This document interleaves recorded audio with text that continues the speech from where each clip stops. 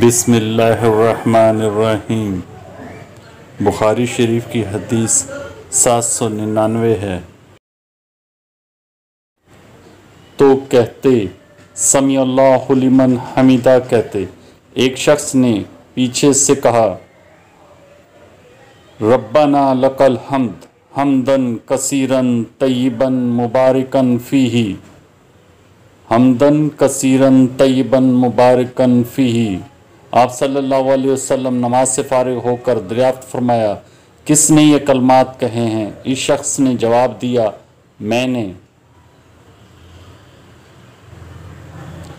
اس پر آپ صلی اللہ علیہ وسلم نے فرمایا میں نے 30 سے زیادہ فرشتوں کو دیکھا، ان کلمات کو لکھنے میں ایک دوسرے پر سبقت لے جاتے ہیں۔ ہمیں بھی نیکی میں اضافہ کرنا چاہیے اور اسے آگے پھیلانا چاہیے۔